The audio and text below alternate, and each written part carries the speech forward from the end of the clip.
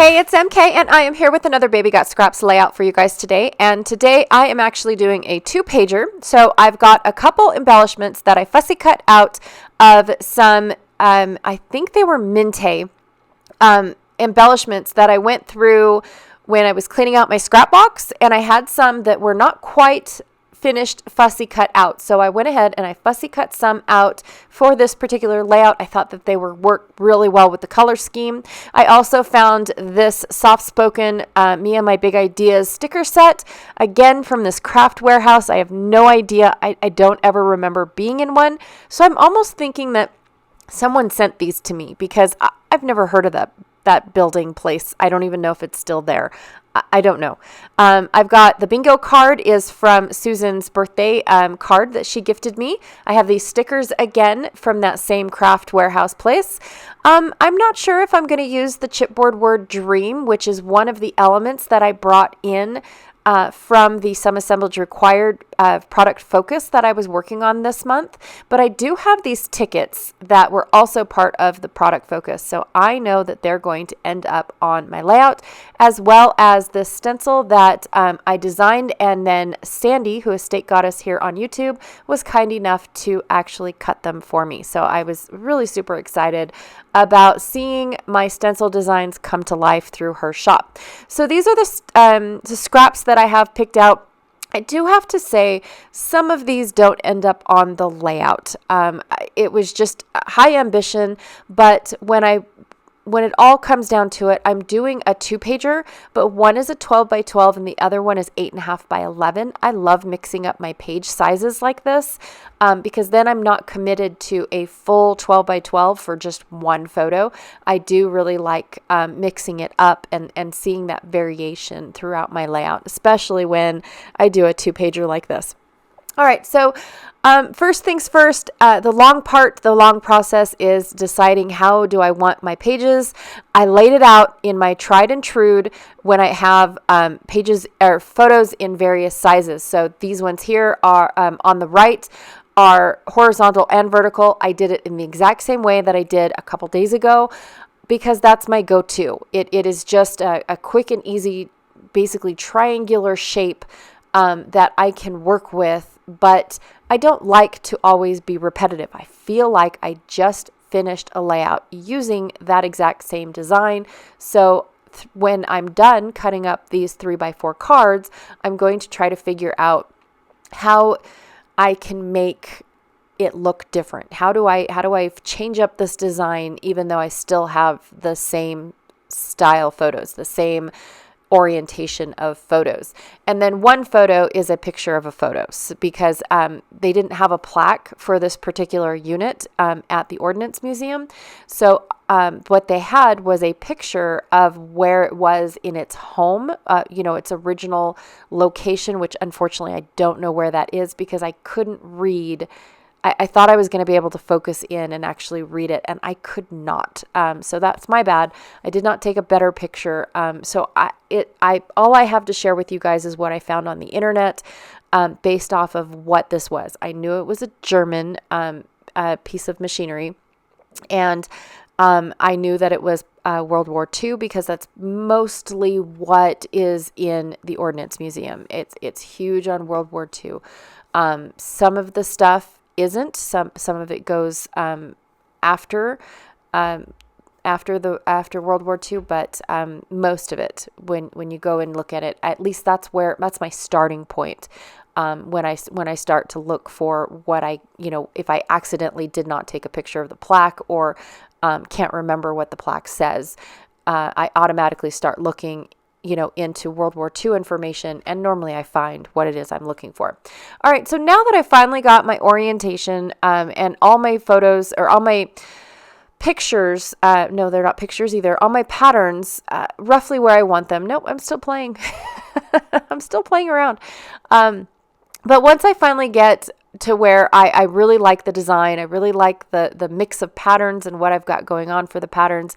Now I'm trying to figure out how do I fill in the gap because I didn't have enough 4x3 prints or scraps to fill out my whole page. I just did not have that. So I'm trying to figure out how to make it work. I know that that photo of a photo is going to be trimmed down because it just looks silly. Where it's got a lot of blank space that I can take out and take away. So as I'm trying to figure out how to fill in the gap, I'm going to go ahead and scuff up the edges of all of my papers. And then try to keep them in order because I can't ever remember. My bad. I can't ever remember how I liked it going across the page. It's just that's how it works. I do know that for the 8.5 by 11, I will be trimming down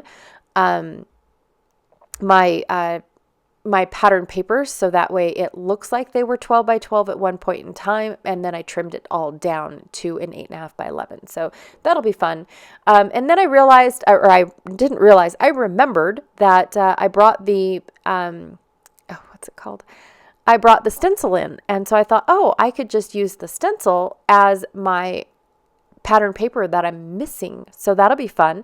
And because I'm bringing in a ton of yellow, I decided to go into my Nuvo drops and bring in some yellow from the Nuvo drops. I do really, really enjoy using the Nuvo drops as texture paste, as modeling paste through my stencils. I feel like I'm using them up. I feel like I don't have to put 3 dots of one color and then keep the bottle for life.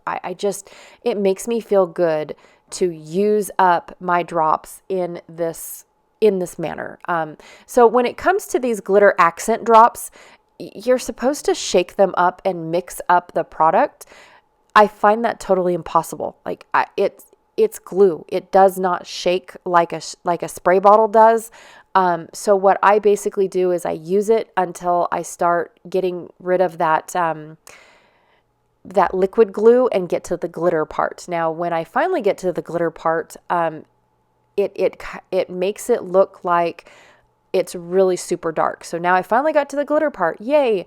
But when I go to, it's hard to explain. When I go to do the rest of my stencil work, it mixes with the yellow too much.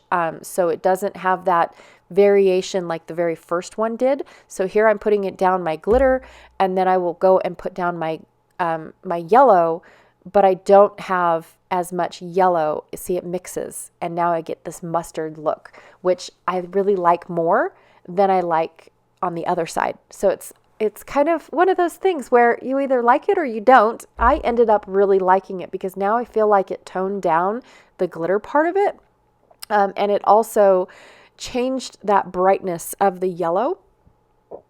And then I feel like it doesn't stick out as much as it would have if I had that glitter. I mean, honestly, nothing about this page is shining and shimmering and splendid. It's just about a really cool gun, honestly, that we were intrigued with. We really were. Like I said, the picture of the description was not truly legible, even in the picture itself.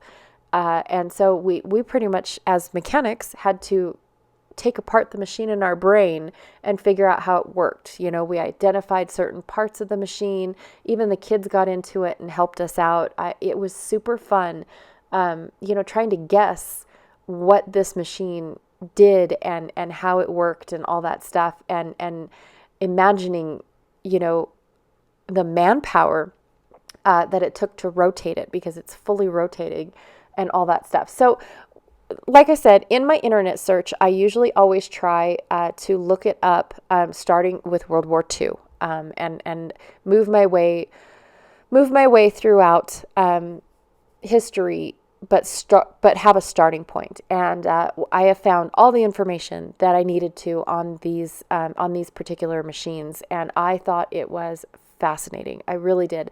I'm not supposed to, I know, but I thought it was fascinating. So these are a German, let me find my words now that I've shrinked. It's a German anti-aircraft gun is what it is called. And it's actually got a huge name. I can't even begin to announce it or pronounce it. And I'm afraid if I say it, it's going to come out as a bad word. I really am. But for short, they're called Flak, Flak, Flaks. And then based on the model, they're either a Flak 30 or a Flak 38. I believe this one is a 38 because they didn't make very many 30s. Because they had design issues, and so they immediately started building 38s once they figured out what the problem was. It's short and simple. There are 20 millimeter anti-aircraft gun. Oh my gosh, that is a huge bullet. To be honest, you guys, that's crazy. In my brain, I'm thinking that is insane. So it was the primary light gun for Germany. Numerous amounts were produced. They don't even have an actual count of like a real count of how many of these were created. But it was the main artillery piece used throughout the war. So because they were just so easy to hook up to a truck, pull it wherever you needed it, and plant it in its spot. Like I said, it rotated 360 degrees. So it was, I guess, easy for them, in all honesty. So, that's pretty much all I'm going to say about this piece. My favorite part, though, was basically just how my kids and my husband and myself all mentally disassembled the machine to figure out how it worked, because again, there was nothing. We thought it was cool. It was brand new to the museum since we last visited. So it just was. It was neat, and to see what I can't remember, what is it, the 40s, the 30s, the 40s, to see this ingenuity back in the day. It is amazing. And, you can see the concept still used today, like it hasn't been reinvented or it hasn't been upgraded type of deal. You know how you can see things, and I know I've used this analogy before, but you can see things upgraded, and you can see things that have been upgraded, but then turn around and see that something is still used in the exact same manner, the exact same way, with the exact same invention, even from day one type of stuff. And that, I love that. I love how, somebody has built something and it is so perfect that nobody's tried to reinvent it and make it better. Like, nobody. It is just, that is awesome. Maybe better wiring, because I know the wiring was a little spotty back in the day, like a light bulb. People have come and created the LEDs because it's less energy to run an LED. I get that, but lots and lots of years went by, and the only thing that they really changed in a light bulb is the wiring. So that way it was safer and they didn't burn out as fast. They lasted a little longer. That was it. Everything else was, absolutely perfect. And then of course they came out with those little weird curly Q, different style of light bulbs and whatnot. It's supposed to be the energy ones. And then of course, people, like I said, people try and attempt and make things happen. But how long did we have the light bulb before we decided that we were going to, change it up or save some energy and whatnot, become more energy efficient?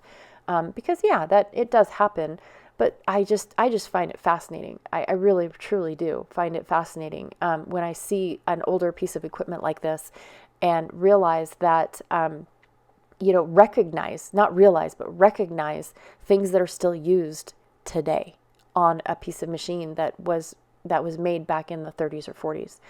That is just awesome to me. So anyways, I am building a border down over on my right side across my photo of a photo. So I'm building it behind and I'm building it above the other two photos to draw attention down to the photos. I'm trying to break up the pattern and the pictures because there's so much going on in both. Because it's in a museum and I couldn't get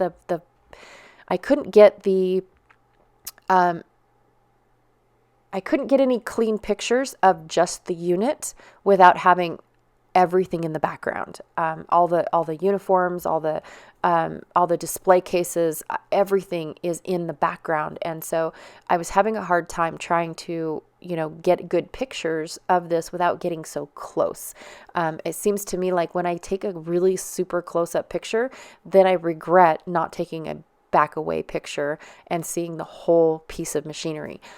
So I try to do a little bit of everything. This one here, I just walked in a circle and took pictures of all the sides and then took pictures of the photo on a photo. And so with that being said, and the papers that I am using with these very busy photos, I figured that it was going to need some sort of break. And so I decided that I was going to do some sort of border going across above the photos down at the bottom and behind the picture of a picture. So that way I can break it up just a little bit and bring your eye down into the photos and not so much as, what I've got going on. I absolutely love, sometimes I love these Minte 3x3 or 3x4 card, pieces that they put in their collections. I have to say I don't like all of them because some of them have those frames on the back, and that seems to limit my creativity, and it's just personal for me. I do try to use the frames, but I struggle. But when they give me tiny little patterns like this, I love it. I can either use it on a pocket page, I can use it as a whole. I think the very first one that I used, I ended up just using it as is and applying my pictures to the layout as if it was a pocket page. It's fun. It's awesome just having these tiny little pieces of pattern paper to play with. And I do wish that they would do that in all of their collections, but the little frames, like I said, are useful as well. Sometimes. When I can get them to work, they are useful. So anyways, I am just going to go through and, continue decorating. It does take me quite some time to go through all of my stuff. I do distress some of the elements, especially my circular elements. I distress them either with my tool or with my finger, depending on how small they are. Only because when I fussy cut out circles, it's so imperfect that I can see everything. But when I distress it, it looks like it's meant to be imperfect. So it just kind of takes away that stress of, I didn't cut that perfectly. Darn it. So it just, it makes my scrapbooking so much more carefree. It really does. I absolutely love these. They're like wood keyboard or wood keys on a typewriter. And so even though the keys weren't large numbers like this, that's what they look like, is typewriter keys, but they've got a wooden pattern on them and this awesome number. And I thought it was perfect because most guns of this size are 50 caliber.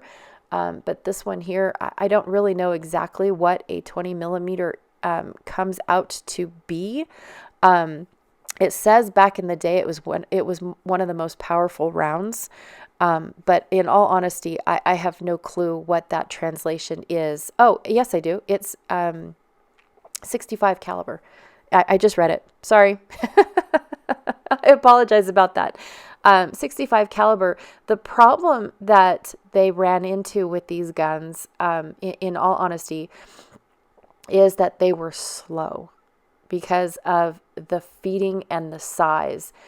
They only shoved out or spit out, I should say, 120 rounds a minute. That is nothing compared to, the 50 calibers, which were microscopic compared to this one. Holy cow. So yeah, it was one of those things that they had to completely work on. And I don't know if they did. I don't know what happened. It just says that it made them really super slow. So even though they had an abundance of them, they weren't a huge threat, basically, is kind of what they say. So anyways, and it says that there were feeding problems and they often jammed up. So yeah, that makes sense. It's good to hear that they weren't as awesome as as they look. I just liked the mechanics of it. In all honesty, the rotating platform.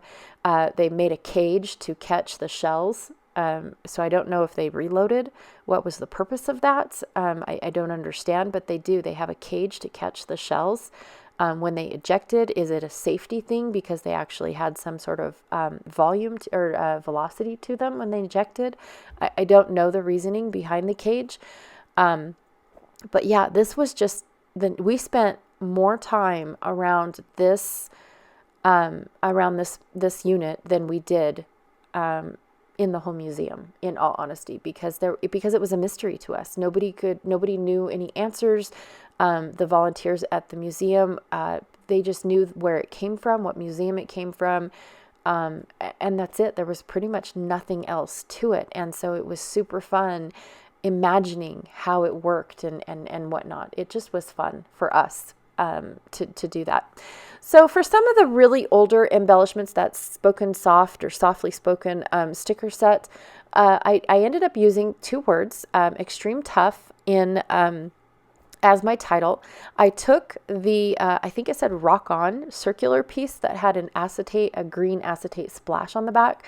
I took the rock on off, kept the acetate, but I had to expand it around my clock because my clock was too big. And so I just added a little bit of foam behind it. And then I fussy cut out the little gun that almost looks like it from my clear sticker sheet. And then, of course, from the Minte collection, I had all of these little cool rivets and screw heads.